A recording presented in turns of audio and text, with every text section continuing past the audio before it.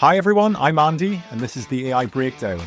Welcome to your weekly news edition, where I'll cover what happened in AI last week and why it matters. Over the recent weeks, we covered the Pentagon's move against Anthropic and the increasingly strange logic behind it. Well, now we've got the first proper ruling.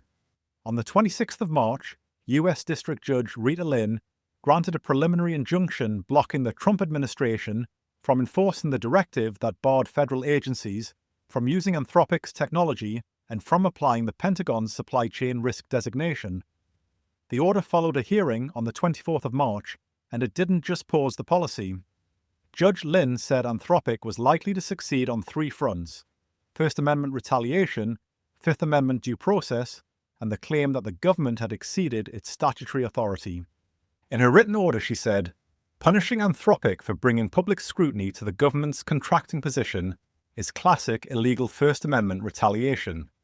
That is unusually blunt language from a federal judge, and during the hearing 2 days earlier, she'd already hinted where this was going when she told government lawyers, "I don't know if it's murder, but it looks like an attempt to cripple Anthropic."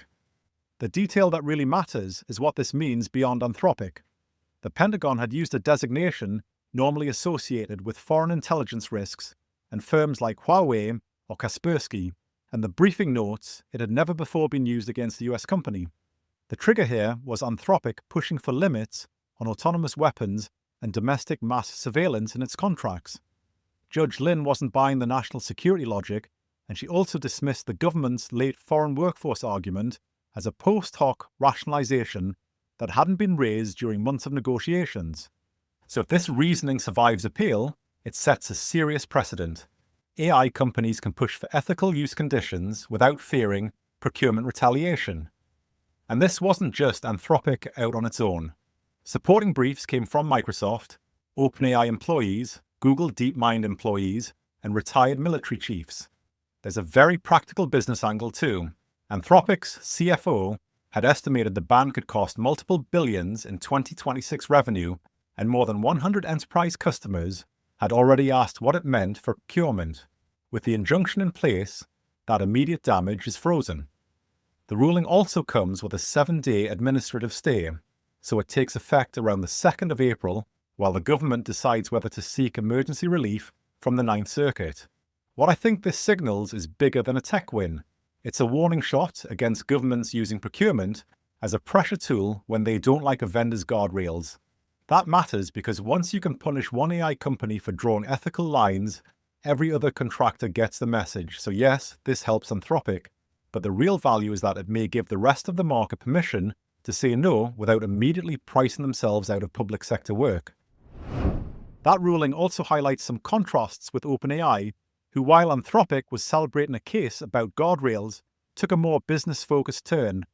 The biggest move was shutting down Sora, OpenAI's video generation app, which goes dark on the 26th of April, and the API follows in September.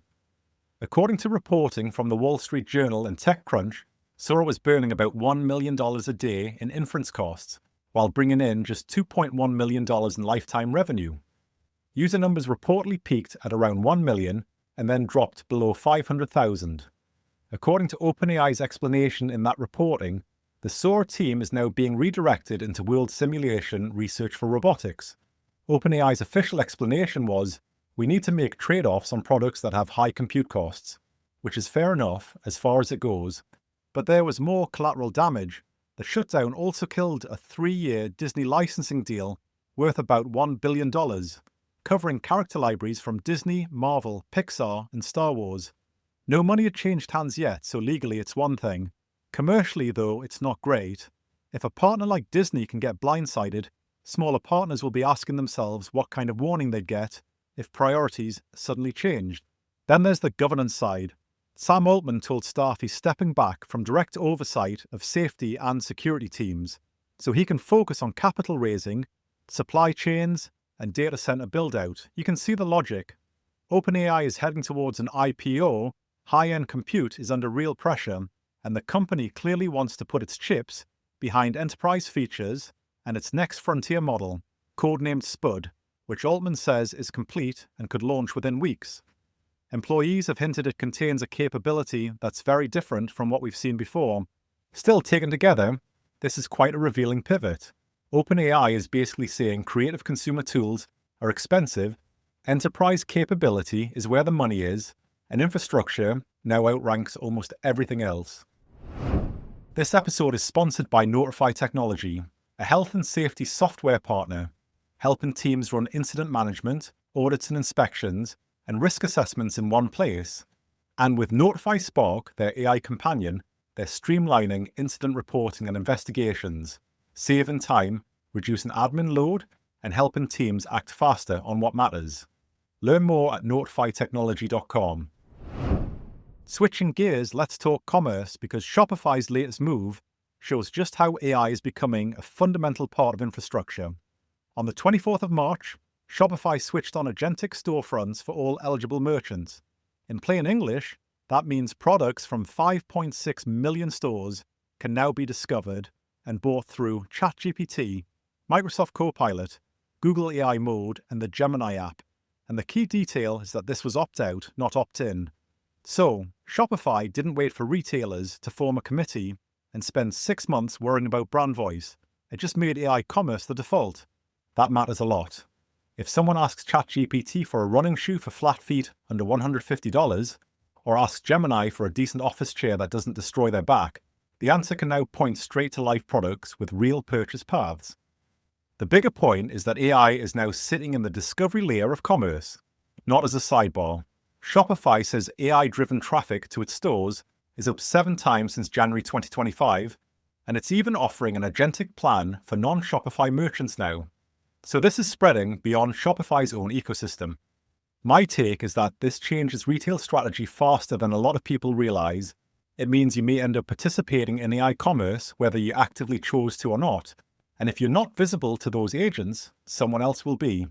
It's a whole new game, mostly because the platform has removed the need for individual retailer approval.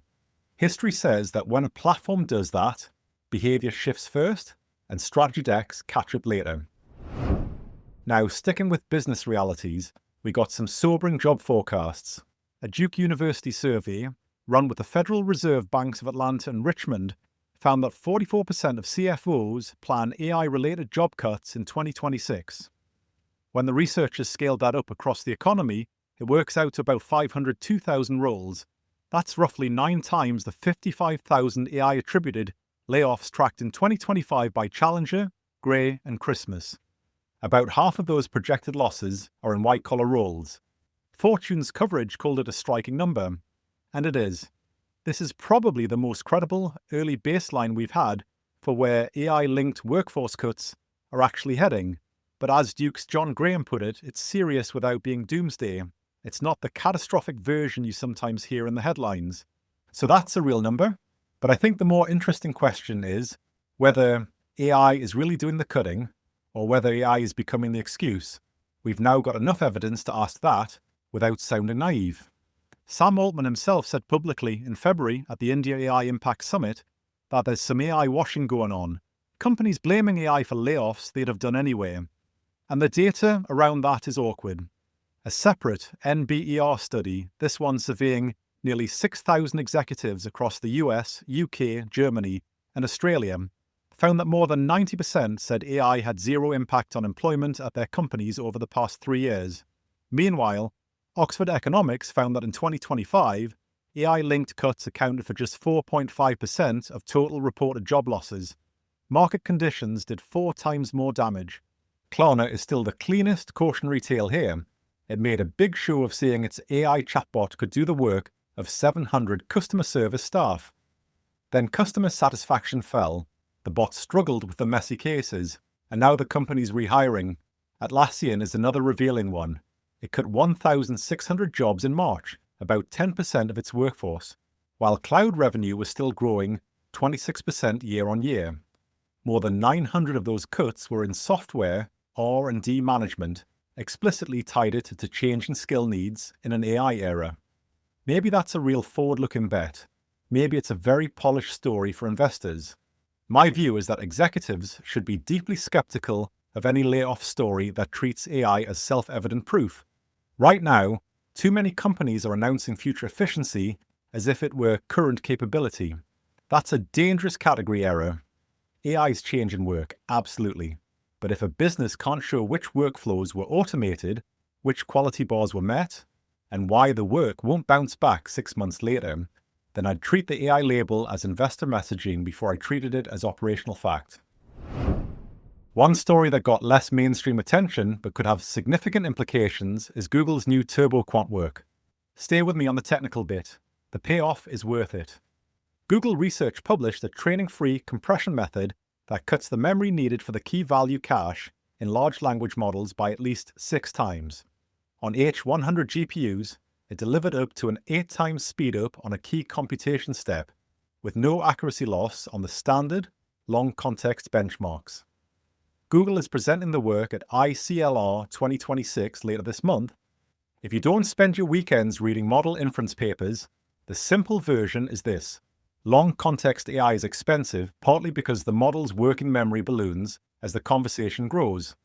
TurboQuant attacks that bottleneck directly. Some analysts reckon this could cut inference costs by 50% or more for memory-heavy workloads. And if that holds up in real deployments, it changes the economics in a hurry. The obvious effect is cheaper inference. The less obvious one is strategic. TrendForce has already asked whether this kind of compression could become a headwind for memory vendors. Memory stocks took a hit in the days after the announcement.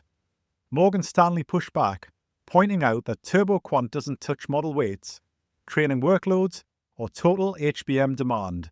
It makes inference more efficient, it doesn't make training cheaper. So the picture is more nuanced than less hardware needed. And that's actually the more interesting story. If inference gets dramatically cheaper, more workloads become viable. Longer context windows, more concurrent users. Agentic systems running dozens of tasks in parallel. The demand doesn't necessarily shrink, it may just shift. My take is that this is exactly the kind of paper that should make billion-dollar planning assumptions more careful. The AI market has spent 2 years assuming that more demand automatically means more hardware. But if software keeps clawing back this much efficiency, the relationship between spending and capability gets less linear. Not every bottleneck gets solved by buying another rack of GPUs. Some get solved by smarter maths, and the companies that understand which is which will have a serious edge over the ones that just spend. A couple of mid-tier stories are worth keeping on your radar as well. First, Google has made personal intelligence free for all US Gemini users, and more aggressively, added tools to import memories and chat history from rivals like ChatGPT and Claude. Google said this in its March Gemini drop, and the free rollout covers not just the Gemini app, but also Gemini in Chrome and AI mode in search. That's a very classic platform move. Make the personalized layer free, then remove the pain of switching. The interesting bit isn't just that Gemini gets better context from Gmail, Docs, Photos, and YouTube. Is that Google is trying to kill lock-in at the exact moment AI assistants are becoming habit products. If this works well, it's a serious shot at OpenAI and Anthropic because neither of them can match Google's native access to your email, calendar, documents, search, and browser. Then there's Mistral, which secured $830 million in debt financing from 7 banks to build an NVIDIA-powered data center near Paris. That's 13,800 GPUs and 44 megawatts of capacity in the first phase, and it's due online later this year. What I find interesting here is the financing model. This isn't another hyperscaler dependency story. It's a European lab saying it wants owned infrastructure, data sovereignty, and long-term cost control, even if that means taking on debt and execution risk. For European enterprises with residency requirements, that's potentially a very practical development. Right, let's rattle through a few more before we wrap up. SpaceX seems to be gearing up for an IPO filing that might value the company at as much as $1.75 trillion, but the AI wrinkle is getting more prominent. Since our last update, the final XAI co-founders have left, which means all 11 original co-founders have gone. Musk himself admitted XAI is being rebuilt from the foundations up, which is a challenging narrative for public market investors to digest while also being told the AI arm deserves a massive premium. ByteDance also timed its move rather neatly. Just days after OpenAI killed Sora, it started rolling out Seedance 2.0 inside CapCut. CapCut has more than 300 million monthly active users globally, so that gives AI video generation a massive built-in distribution channel through one of the world's biggest editing platforms, which is a good reminder that product economics look very different when AI is a feature inside an existing ecosystem rather than a standalone app trying to justify itself. And finally, Anthropic's enterprise surge is starting to look less like momentum and more like a genuine competitive reversal. The latest ramp data shows Anthropic growing 5% month-on-month in business adoption, its fastest growth ever, while OpenAI posted its largest single-month decline since ramp started tracking. Anthropic now wins roughly 70% of head-to-head matchups when companies are buying AI tools for the first time. Axios reported in mid-March that Anthropic is capturing over 73% of all new enterprise AI spending. Just 10 weeks earlier, the split with OpenAI was 50-50. On total enterprise LM spend, Menlo Ventures puts Anthropic at 40%, up from 12% in 2023, while OpenAI has dropped from 50% to 27% over the same period. OpenAI is still larger overall, with $25 billion in annualized revenue against Anthropic's $19 billion. But the trajectory lines are converging fast. If you're buying for the enterprise, this is now clearly a two-horse race, and the horse that was trailing is closing the gap at speed. That's all for this week's AI Roundup. If you found value in this breakdown, please leave a rating and hit subscribe. See you next week.